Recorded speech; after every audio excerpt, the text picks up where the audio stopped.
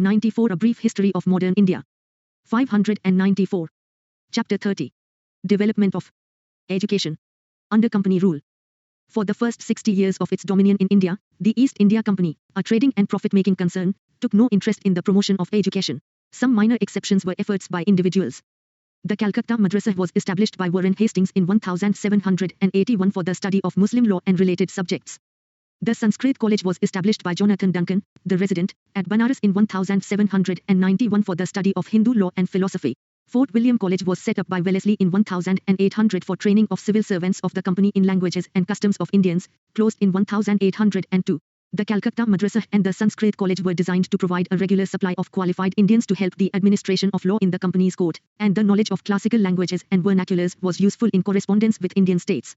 Enlightened Indians and missionaries started exerting pressure on the government to promote modern, secular, Western education, as they thought that Western education was the remedy for social, economic, and political ills of the country.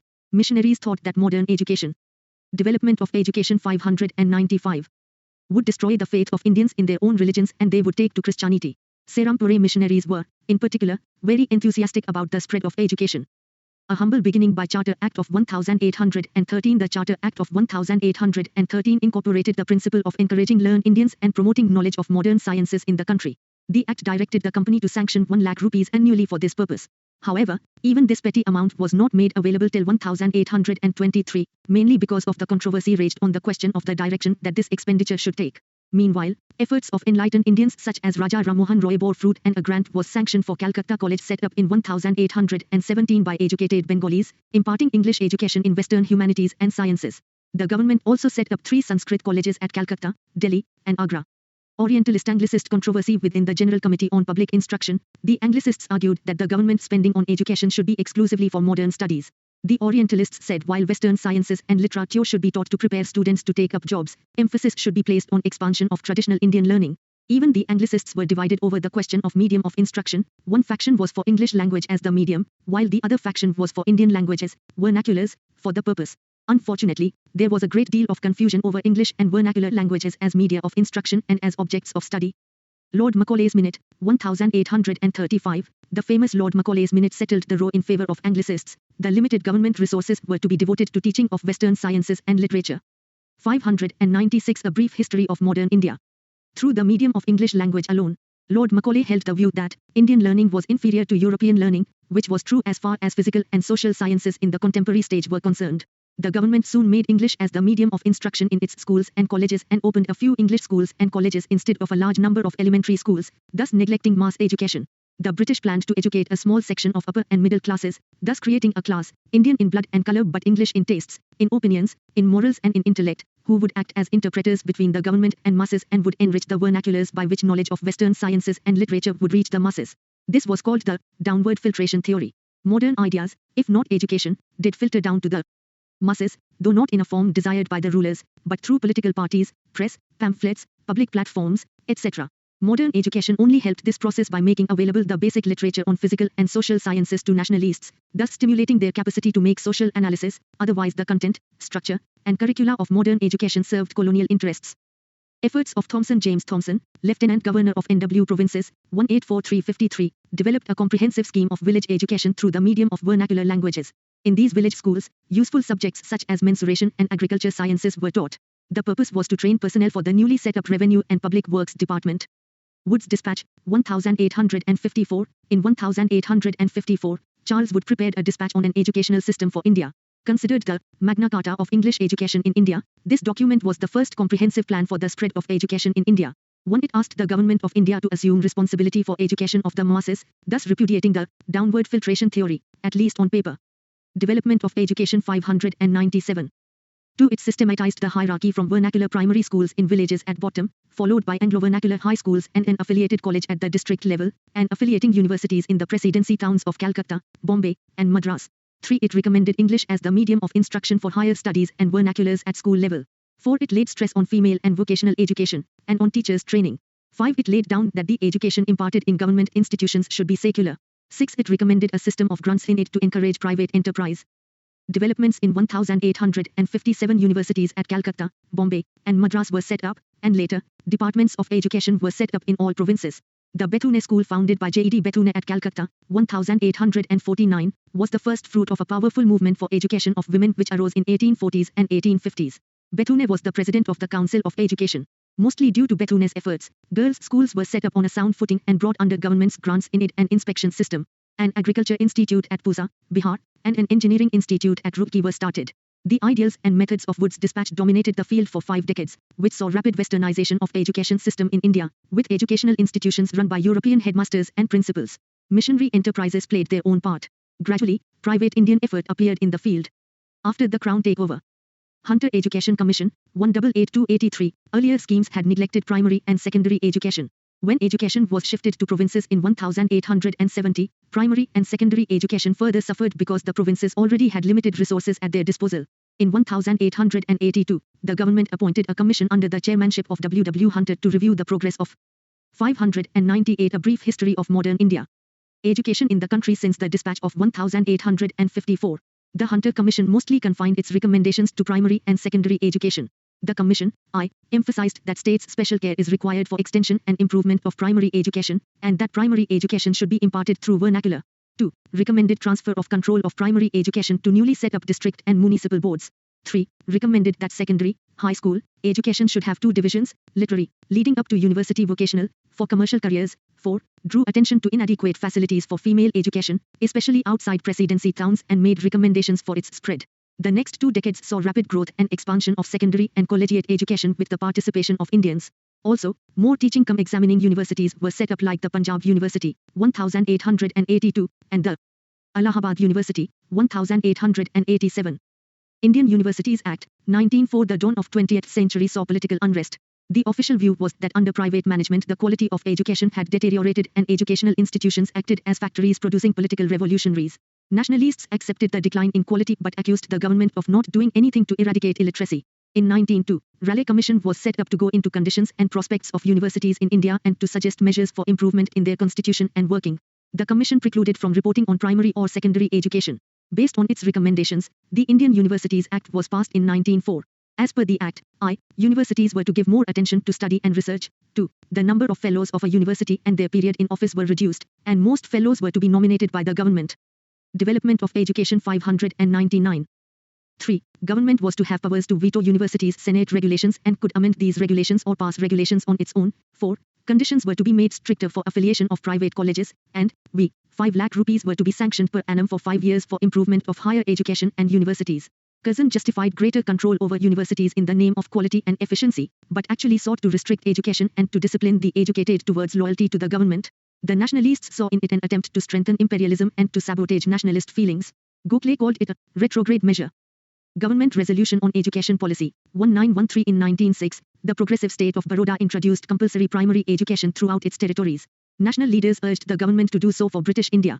Gokhale, as a member of the Imperial Legislative Council, raised the issue in his resolution of 1910. He called for primary education to be made compulsory in those areas where at least 35% of 6 to 7-year-old boys were receiving instruction, state governments and local authorities to decide cost of education, the need to establish a separate department of education under the central government for taking necessary steps to introduce compulsory education, and for a secretary to be appointed for education to monitor the progress and prepare budget report. The government assured him that the idea would be considered, upon which Gokhale withdrew the resolution. Though the government established the education department under the central government and appointed a secretary for education, the main demand for free and compulsory primary education was ignored. Gokhale then raised the issue by bringing in a bill in March 1911 calling 600 A Brief History of Modern India for the introduction of free and compulsory primary education in a phased manner. The bill was, however, rejected by a select committee. The government came up with its resolution on education policy in 1913. The government refused to take up the responsibility of compulsory education, but accepted the policy of removal of illiteracy and urged provincial governments to take early steps to provide free elementary education to the poorer and more backward sections. Private efforts were to be encouraged for this and the quality of secondary schools was to be improved. A university, it was decided, was to be established in each province and teaching activities of universities were to be encouraged. Regarding women's education, it was suggested that there should be curriculum of practical utility for girls, and that examination of girls should not get much importance. However, there should be an increase in the number of women teachers and inspectors. Sadler University Commission, 1917-19. In 1917, the Government of India appointed the Calcutta University Commission, commonly called the Sadler Commission after its chairman, Michael Sadler. The commission was set up to study and report on problems of Calcutta University, but its recommendations were applicable more or less to other universities also. It reviewed the entire field from school education to university education.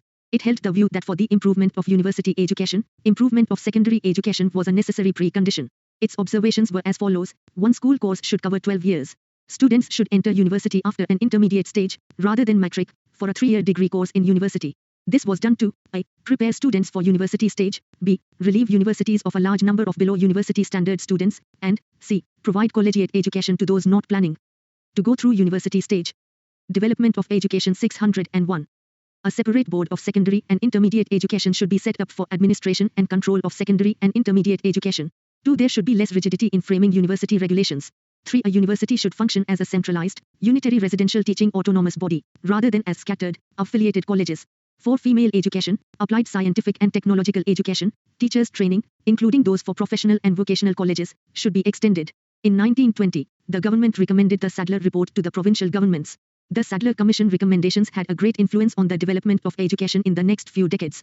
In the period from 1916 to 1921, 7 new universities came up: Mysore, Patna, Banaras, Aligarh, Dhaka, Lucknow, and Usmani. Soon after, came more universities such as Delhi, Agra, and Annamlai, in Madras. Teaching so far had been the function of degree colleges, and there was no provision for postgraduate education. The functions of the Calcutta, Bombay, and Madras universities were to provide affiliation, conduct examinations, and confer degrees. But now, the number of teaching universities and residential universities increased. With the introduction of honors courses, there was an increase in academic activities in the universities and colleges. Studies of different Indian languages began. Facilities for higher studies and research were also created. The post of professor was created in the universities. The Department of Education was opened in Calcutta and Dhaka universities. Internal administration of the universities improved. The Academic Council was created to deal with such matters as curriculum construction, examination, and research. This helped to improve the academic standard of the universities. In 1925, an inter-university board was set up to coordinate among the different Indian universities. For the first time, students' welfare became an important matter in universities, and a board of students' welfare was formed in each university. 602. A brief history of modern India. However, the recommendations of the Commission have been criticized for being too advanced for the time, and that many of the new things suggested were not suitable in the circumstances existing at the time. Education under Montagu-Chelmsford reforms, education was shifted to provincial ministries and the government stopped taking direct interest in educational matters, while government grants, liberally sanctioned since 1902, were now stopped. Financial difficulties prevented any substantial expansion, but still education grew, especially under philanthropic efforts. Hartog Committee, 1929, an increase in the number of schools and colleges had led to deterioration of education standards. The Hartog Committee was set up by the Simon Commission as an auxiliary committee under the chairmanship of Philip Hartog to prepare a report on education. The main findings and recommendations of the committee were as follows. Primary education. There were serious shortcomings in the primary education system as it existed. Quantitative expansion of primary schools was not enough. Improvement in their quality was necessary. There was a lot of wastage and stagnation. The withdrawal of children from a school at any stage constituted wastage, as the money and time spent had failed to give the children literacy. The reasons for children being withdrawn were mainly poverty, ignorance, caste barriers, religious conservatism, seasonal diseases, and agricultural failure. Stagnation meant the detention of children in the same classes for more than one academic year. This, in turn, led to withdrawal of the children from schools. The reasons for such stagnation were that most schools were run by just one teacher, teachers were not well qualified, there was a lack of women teachers, schools were often short-lived, and there was a lack of school inspection. Recognizing that primary school education was of national importance, the committee recommended that the development of Education 603. Government should be responsible for the control and inspection of primary schools. It said that primary education should be for 4 years. The school timings and the curriculum should be such as to suit the environment and conditions of the locality where they are, and the subjects selected should have practical value for the students. There should be refresher courses and training programs to improve the quality of primary school teachers. School inspection should increase in number as well as in efficiency. Primary schools should serve as community centers that could provide adult education, medical relief, and facilities for recreation to the people of rural areas. Secondary school education. The defects of secondary education included the fact that it was highly examination-oriented, and there was a large number of failures in the matriculation examination. It recommended the introduction of a more diversified curriculum. Students would benefit from the introduction of alternative courses in the high schools, as the students could then choose courses according to their aptitude. The committee recommended the inclusion of industrial and commercial subjects. Higher education. Though the focus of the committee was on primary education, it also evaluated the condition of higher education. It found that the standard of education was low, there was overcrowding in universities, and libraries were not well equipped. The committee suggested that affiliated universities be established besides unitary and residential universities, the condition of university libraries be improved, honors courses be opened, and students be admitted on the basis of abilities and aptitudes. The committee asserted the importance of developing learned and liberal-minded individuals who would be capable of undertaking responsibilities. Women's education. Regarding women's education, the committee recommended that the education of boys and girls should get equal importance. More primary schools for girls should be established, and the curriculum should include 604 A brief history of modern India, hygiene, home science, and music in secondary schools. Attention should also be given to the training of women for teaching jobs. The report of the Hartog Committee was effective to an extent in improving the quality of primary education. However, the quantitative expansion suffered. Secondary school education improved. The number of affiliated colleges also went up. Sargent Plan of Education. Sir John Sargent, the educational advisor to the Government of India, was deputed to draw up a memorandum for the development of Indian education after the Second World War. His memorandum was submitted to the Central Advisory Board of Education in 1944. The report analyzed the prevailing situation in education and provided a long-term plan for educational development in India. It gave details of programs and schemes directed towards reconstructing the education system. The aim of the plan was to bring about universal literacy in India within 40 years of its introduction. The main recommendations made in the report were as follows. There should be free pre-primary education for children between the years of 3 and 6, the objective being to give the children social experience. The teachers in these nursery schools should be women adequately trained for the work. There should be universal, compulsory, and free education for the 6 to 14 years age group. This group would be divided into 2 stages, namely junior basic, 6 to 11, and senior basic, 11-14. The fundamental principle of education at this level should be learning through activity. There should be an emphasis on learning some basic craft or crafts suited to local needs and conditions. Activities at the senior basic level should include physical training and organized games. High school education should be for a period of 6. Development of education. 605 years for selected children from the age of 11 years. The selected students must be well above the average ability and have exceptional aptitude for higher studies. Fees may be charged, but there would also be studentships, and the poor could get scholarships. There were to be 2 streams in high schools, academic and technical vocational. The high schools in the academic sphere will impart instruction in the arts and pure sciences, while the high school in the technical sphere will provide training in applied sciences and industrial and commercial subjects. The curriculum in both spheres will include art and music, and all girls should be taught domestic science. The mother tongue would be the medium of instruction in all high schools, while English would be a compulsory second language. Students were not to leave school till the age of 14. As for university education, in the absence of suitable method of selection, many students not fit for it got admitted. To university education, too much importance was attached to examinations. In the circumstances, the university degree course after the higher secondary examination should be for 3 years. The existent intermediate course should be abolished. University education standard must be improved. An admission method must be changed in order that university course could be taken by capable students. Poor students should be given financial assistance. Teachers should be competent and their service conditions improved. A high standard in postgraduate studies and in pure applied research should be focused on. An all-India organization on the lines of the University Grants Committee of England should be set up to coordinate the activities of the different universities. The Sargent report made many other recommendations such as liquidation of adult illiteracy in 20 years, adult education which would include general or technical vocational education, not just literacy, medical check-up for students in schools, special education for the physically handicapped and mentally retarded children, setting up of employment bureaus. 606 A brief history of modern India. Wardha Scheme of Basic Education, 1937. The Congress had organized an All-India Education Conference in October 1937 in Wardha. In the light of the resolutions passed there, the Zakir Hussain Committee formulated a detailed national scheme for basic education. It came to be known as Nai Talim. The main principle behind this scheme was learning through activity. It was based on Gandhi's ideas published in a series of articles in the weekly Harijan. Gandhi thought that Western education had created a gulf between the educated few and the masses and had also made the educated elite ineffective. Gandhi said, "I am fully convinced that present system of education is not only wasteful but positively harmful. They would pick up evil habits. English has created a permanent bar between the highly educated few and the uneducated many." The scheme, which advocated free and compulsory education for all from the years of 7 to 14, had the following provisions. I. Inclusion of a basic handicraft in the syllabus. 2. First 7 years of schooling to be an integral part of a free and compulsory nationwide education system, through mother tongue. 3. Teaching to be in the mother tongue, Hindi to be taught in areas where it was not the mother tongue. 4. Ways to be devised to establish contact with the community around schools through service. A suitable technique to be devised with a view to implementing the main idea of basic education, educating the child through the medium of productive activity of a suitable craft such as spinning and weaving, carpentry, agriculture, pottery, leather work, home science for girls, etc. 6. The social and scientific implications of a craft to be studied. 7. Mathematics, general science, social studies, painting, music, and physical education to be part of the curriculum. 8. No religious and moral education included. The system, rather than being a methodology for education, was an expression of an idea for a new life and a new society. The basic premise was that only through such a scheme could India be an independent and non-violent society. This scheme was child-centered and cooperative. There was not much development of this idea, because of the start of the Second World War and the resignation of the Congress ministries, October 1939. Development of education 607. The Sargent Plan was not acceptable to many London educationists who felt that the projected period of 40 years for attaining the universalization of primary education was too long. The cost of implementing the plan also seemed to be exorbitant. The idea of creating the same level of educational attainment in India as prevailed in England was considered to be utopian and impracticable, besides being unsuitable for Indian conditions. With hindsight, one may say that the plan was realistic and had several good points about it. But the plan was a little ahead of its times. Development of vernacular education. During the early 19th century, vernacular education was in a sorry state of affairs. It was mostly dependent on contributions from wealthy zamindars.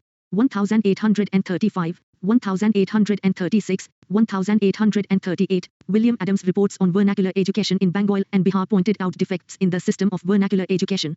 1843-53, James Jonathan's experiments in Northwest Provinces, UP, as the lieutenant governor there, included opening one government school as model school in each tahsildari and a normal school for teachers training for vernacular schools.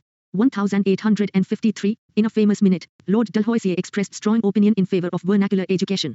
1854, Wood's dispatch made the following provisions for vernacular education. 1. Improvement of standards. 2. Supervision by government agency. 3. Normal schools to train teachers. These gave impetus to the cause of vernacular education. 1854-71, the government paid some attention to secondary and vernacular education. The number of vernacular schools increased by more than fivefold. 1882, the Hunter Commission held that state should make special efforts for extension and improvement of. 608, a brief history of modern India. Vernacular education. Mass education was to be seen as instructing masses through vernaculars. 1904, education policy put special emphasis on vernacular education and increased grants for it. 1929, Hartog Committee presented a gloomy picture of primary education. 1937, these schools received encouragement from Congress ministries. Development of technical education. The Engineering College at Roorkee was set up in 1847, the Calcutta College of Engineering came up in 1856. In 1858, Overseers School at Pune was raised to the status of Pune College of Engineering and affiliated to Bombay University. Guindy College of Engineering was affiliated to Madras University. Medical training started with the establishment of a medical college in Calcutta in 1835. Lord Curzon did much to broaden the whole basis of professional courses, medicine, agriculture, engineering, veterinary sciences, etc. He established an agriculture college at Pusa, which acted as a parent institution of similar institutions in other provinces. Evaluation of British policy on education. 1. Even the inadequate measures the government took for the expansion of modern education were guided by concerns other than philanthropic. The government measures for promotion of education were influenced by agitation in favor of modern education by enlightened Indians, Christian missionaries, and humanitarian officials. The need to ensure a cheap supply of educated Indians to man an increasing number of subordinate posts in administration and in British business concerns, thus there was an emphasis on English medium as the language of administration and of education. Development of education 609. The hope that educated Indians would help expand market for British manufactures in India, and an expectation that Western education would reconcile Indians to British rule, particularly as it glorified British conquerors and their administration. The British thus wanted to use modern education to strengthen the foundations of their political authority in India. The traditional system of Indian learning gradually declined for want of support, and especially after 1844 when it was declared that applicants for government employment should possess knowledge of English. 3. Mass education was neglected leading to widespread illiteracy, 1911, 84% and in 1921, 92%, which created a wide linguistic and cultural gulf between the educated few and the masses. 4. Since education was to be paid for, it became a monopoly of upper and richer classes and city dwellers.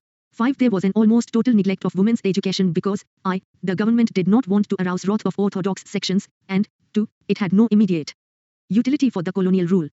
6. Scientific and technical education was by and large neglected. By 1857, there were only 3 medical colleges at Calcutta, Bombay, and Madras, and only 1 good engineering college at Roorkee, which was open only to Europeans and Eurasians. Summary.